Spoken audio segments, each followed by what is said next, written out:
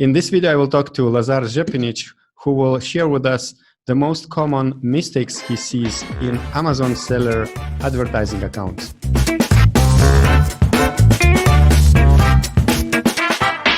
Hello, Lazar. Hello, glad to be here. Nice to see you again, Augustus. The pleasure. So in this video, we will talk about mistakes you see in the accounts of Amazon sellers. But before that, I wanted to ask you to introduce yourself, because also some people might meet you at the PPC Congress in Amsterdam, which is happening in October 3rd and 4th, 2019. So Lazar, can you just tell your story a little bit on how you started to help Amazon sellers with PPC accounts? Yeah, well, I've been in PPC business for a long time now, maybe more than 9 years, and working on Amazon PPC for more than 5 years. I worked with some really big brands in the past. I worked with, and I'm still working with some really big accounts, 7, 8, or 9-figure accounts. So I have a lot of experience when it comes to managing PPC for Amazon sellers. And now I run Sellers Alley PPC agency that is dedicated to Amazon PPC and AMS accounts management. And yeah, so we have a lot of experience because we also offer free audit for potential clients, and that's one of the ways how I found like a whole bunch of common mistakes that happen in Amazon accounts, what sellers usually do that ends up with bad results, and well, with a bit of tweaking, they can improve their performance a lot. I'm sure this information will be valuable for beginner and advanced Amazon sellers who are especially trying to sort out their advertising accounts themselves. But before we jump into these tips and information you want to share, so as I mentioned, we are going to meet you in PPC Congress, which is a unique conference for Amazon industry, where we will be talking only Amazon advertising. And this event is designed for 3 types of people. So basically, in one type of people are Amazon agencies and consultants, Amazon advertising consultants, as well as Amazon PPC softwares and tools. And finally, the most important part in all this triangle is Amazon seller. So these 3 types of people and companies are going to meet in PPC Congress in Amsterdam. And Lazar, can you just very shortly tell us, share what you will be talking in that conference with us and what you will be sharing with the audience?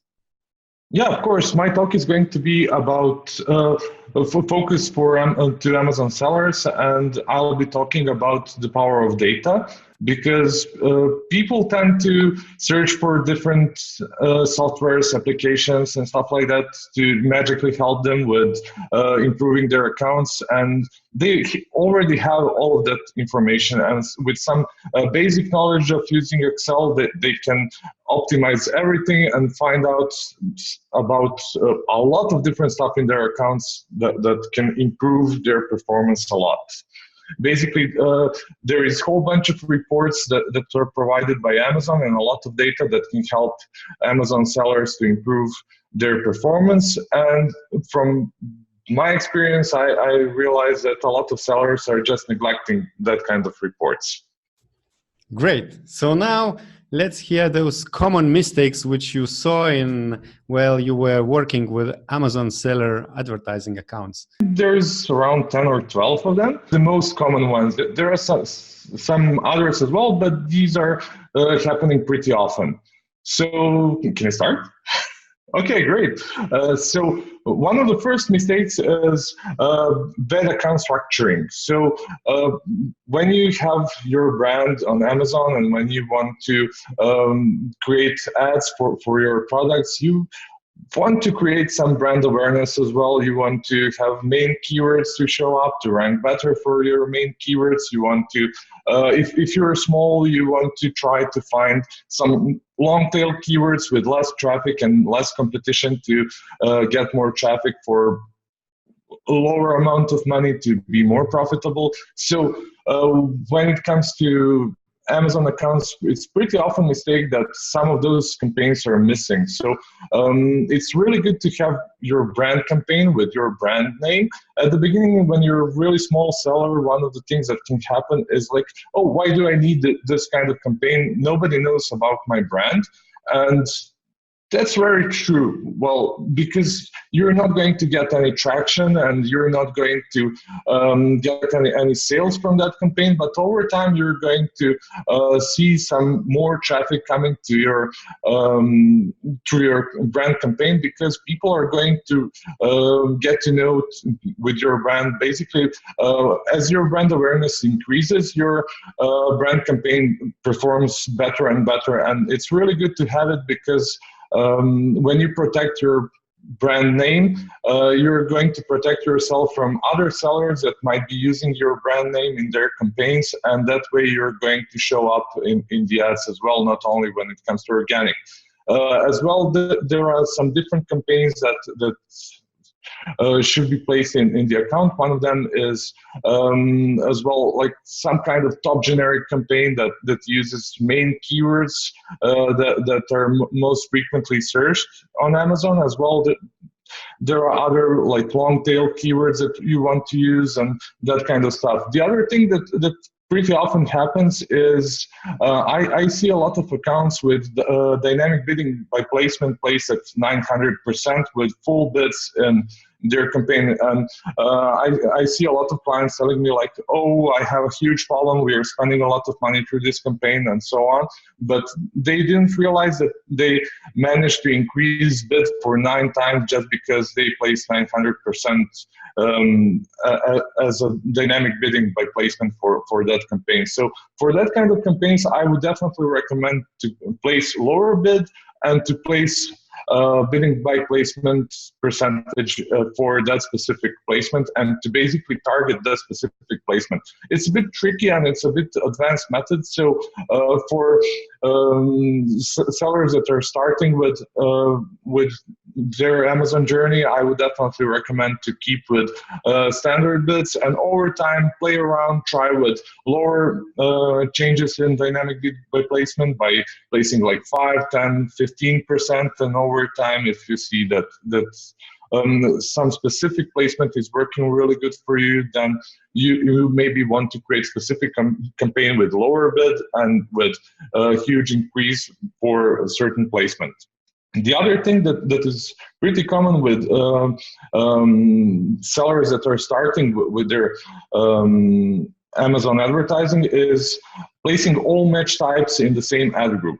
It sounds logical because you have all the same terms in one campaign, but the thing is, like, when you have exact form and when you have broad form in same ad group, you end up not being able to block that same exact search term or keywords for broad, because you want to place higher bids for exact a match type, and you want obviously to rank for it and to make sales, but your broad keyword or phrase keyword should be used for harvesting new keywords to get different data comparing to that one that you got from exact keyword. And you're not going to be able to do that kind of stuff if you're having all the match types in one ad group. And I even saw that people take that exact keyword as a negative exact keyword, thinking that they're going to stop that, but in that version they end up blocking their exact keyword.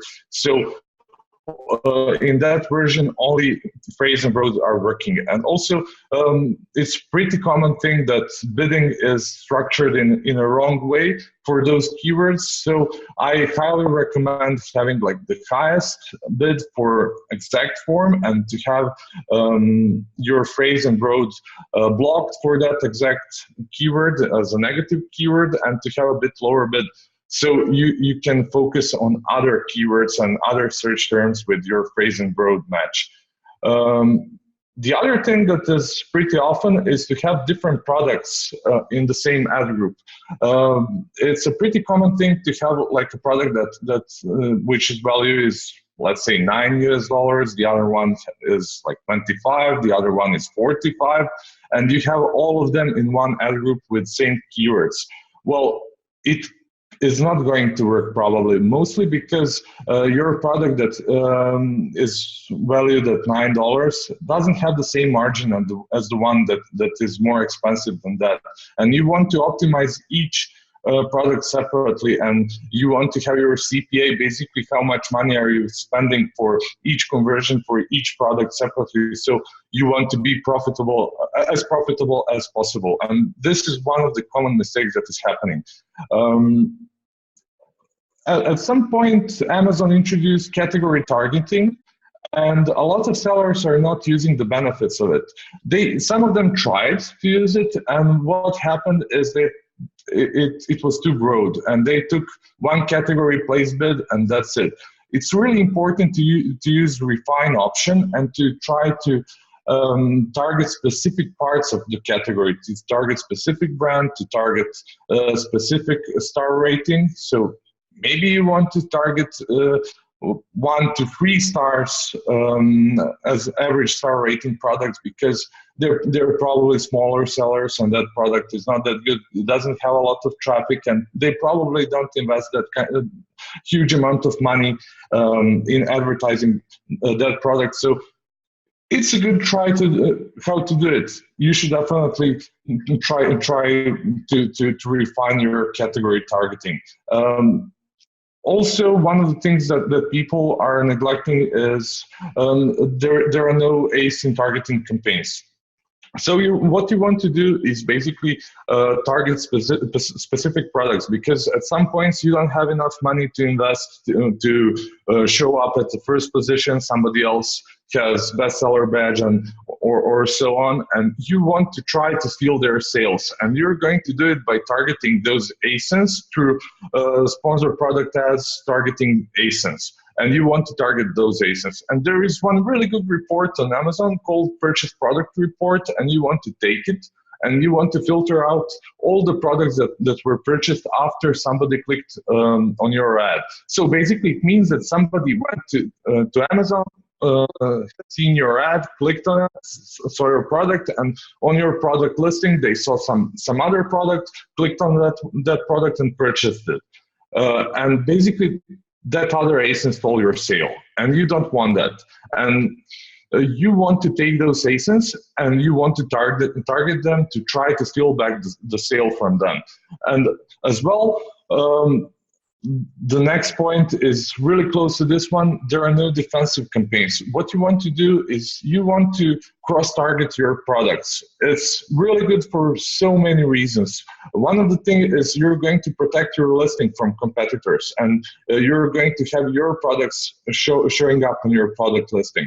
It sounds a bit strange, because you're going to think like, okay, somebody is already on my product listing, and why should I send them to another listing? Well, one of the things why you want to do it is when somebody buys 2 of your different products, they're going to show up in frequently bought together section. And this is one of the ways how you can improve that chance to show up in frequently bought together section. Other thing that is frequently neglected is people don't take data from their reports. It's a pretty common thing to go into the account for the first time and not to see any reports ever created. So that's really basic mistake. Everybody's going to different tools and products to search for the keywords. That's really great. There are some really good tools on the market that can be used to harvest new keywords, but the best keywords that you can harvest are already in your account, in your search term reports. What you want to see is you want to search for new search terms that converted for your ASIN. So basically your phrase, broad, or automatic campaigns are triggering ad for different search terms that you're not covering by exact keywords. And what you want to do is to find those search terms that are converting. I would especially take care about those search terms that converted 2 or more times, because it can usually happen that it was a pure luck to have one conversion for a certain search term. But if it happened 2 or more times, there's probably something more than luck in that. And you would like to take that search term and create a keyword out of it and to try to advertise for it, at least to test it. So that's something that you would definitely want to try. The other thing is really close to those attacking and defensive campaigns that I mentioned. As I mentioned, there is really good report called Purchase Product Report. And if you're good with Excel, and it's really easy to create pivot tables in Excel. I know it sounds super scary to do pivot tables, but you can easily see for each ASIN separately that you're advertising to see all the ASINs that converted after clicking on your ASIN, harvest them, take them out, and create targeting campaigns for them. If you're using a Seller Central and AMS, you want to use those ASINs at both platforms. You want to use them in sponsor product ads in Seller Central because you're going to target one position, and with display ads, you're going to target different position. And that way you're going to try to steal as many sales from competitors as possible. And since I said that, there is a lot of data in Seller Central that is neglected when creating campaigns in AMS. So if you're running headline search ads in AMS, you want to take the data from Seller Central. You want to harvest all the keywords and to show up on both platforms, to take as much advertising space as possible, because people tend to think like, okay, I have 2 or 3 different types of campaigns with same keyword, and one of them is not working. There is one thing that Amazon is not telling us.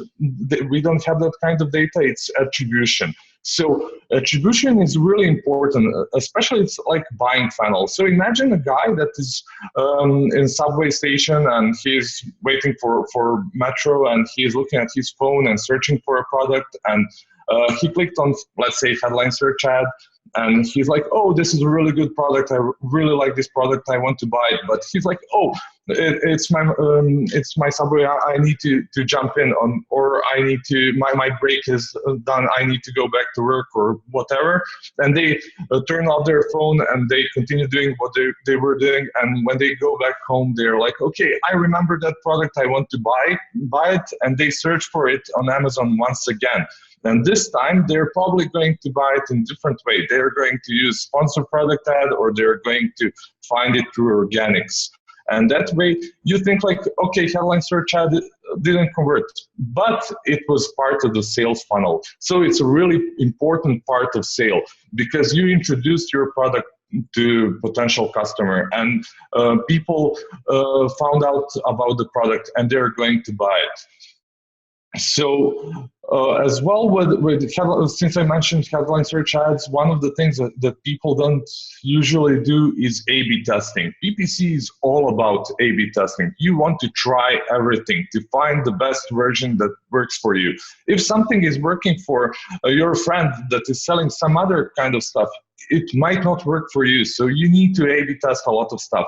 You need to test your titles, you need to test your headlines, you need to test your images that you display and in your headline search ads. Of course, there are a lot of tests on product listing as well, but we're talking about advertising A/B tests. And what you want to test there is basically different kind of titles. You want to test different main image. You want to try a lifestyle image. That's a pretty interesting one. You want to test if your logo is working better comparing to your product image. And that's something that people usually don't do. They just leave their logo. It's really nice to have your logo there, but if you're a small seller, people don't know about you, and that's the fact. And you need to teach them how quality product are you selling, and for that kind of stuff, you need to invest. And at the beginning, you probably don't have enough money to invest, and you are focused on sales and what makes more and more sales. And for example, if you're using your cell phone and you're searching for something and there is a headline search ad, and the first thing that you're going to see is the logo. and you don't know that brand, and you're just going to skip it, and you're going to scroll to find an image of a product and be like, oh, this is the thing that I'm looking for. So that's why it's really important to test different kind of stuff. Maybe the yellow product is not working as good as let's say red one or blue one. There's different main product or different variations of products showing up in headline search ads, because you're able to use more than 3 products in headline search ads. And that's one of the things that people are often neglecting. And that's just one of many different A/B tests that you can do, because A/B testing is really important in the account. And you cannot be absolutely certain that something is working unless you try it. And as I mentioned, people tend to have different results, so you need to figure out which one is working the best for you. Other thing that is happening pretty often is having a lot of keywords in one ad group. You create a campaign, you add 500, 600, 700 keywords in one ad group, and when you go back to the account and you check what's going on, you see like 20 or 30 keywords working in that ad group. And the rest of them are just staying there, not working, not generating any traction, no impressions, no anything. And then you think like, okay, maybe I should increase bids. And you overbid, and you place some super high bids there, and you go back to that ad group a few days later, and nothing happened. So what you want to do there is basically take those keywords, the rest of the keywords that are having no traction, and create new ad groups, create new campaigns for them. Separate them by different main word inside of the keyword, and separate them by type, and try in that manner. And you're going to end up with a lot of campaigns that are having small amount of keywords, and they're all working. And that's one of the things that you should definitely try. Other thing that happens is when people are checking their account, they check always only one date range. What you want to do is to try to think differently. Maybe something worked in the past. Maybe something is working slowly. Maybe you need 2 weeks to generate a bit of sales. Maybe you checked only last 3 days. And if you didn't know, there is discrepancy on Amazon for the last 72 hours, so you cannot see all the sales that are happening. So try different date ranges, and you're going to end up looking at a lot of keywords that spent a lot of money, and there are no conversions. Those are pretty easy to recognize, because obviously they spend a lot of money with no conversions. But on the other hand, there is a whole bunch of keywords that are spending like smaller amount of money. And like when you have 1,000 keywords spending like $1 or $2, you're going to end up with a lot of spend with no conversion. And as well, there is another type of keywords that are spending a lot of money. They're making sales, but they're not profitable. And you need to check, like, if you check like last 5 or 7 days, and you're like, okay, this one is working really good. I had one sale and I didn't spend a lot of money. But when you look at last 2 weeks, if you look last month, you're going to end up seeing probably a keyword that has spent a lot of money with only 1 or 2 sales, and that's something that needs to be optimized. Other thing, and the last thing that is going on in the account, people are neglecting negative keywords. Negative keywords are a really important part of every Amazon account, because with negative keywords, you're narrowing down your search funnels. So basically, you're not spending money on search terms that are not that relevant to you, or maybe you have some other keywords in different campaigns that are that you want to use for triggering ads and basically with no keywords, you end up triggering a lot of search queries. So you don't want to do that. You want to check what's working, what's not working, try to structure, try to organize. Great. Thank you very much, Lazar. I hope people followed very well, and they probably will have to watch again and again what you are saying, so just they can check their accounts and see if they are not doing these mistakes. In case they want to get in contact with you, what's the best way to do that, and how can people find you? Well, they can find me on your website for the conference. That's one of the best ways how to do it. The other way how to do it is to send me an email on office@sellersalley.com. We have a website, sellersalley.com. And also you can find us on social networks, and basically that's it. Great. Thank you very much, Lazar, and good luck in your business. Bye-bye. Thank you so much. Bye.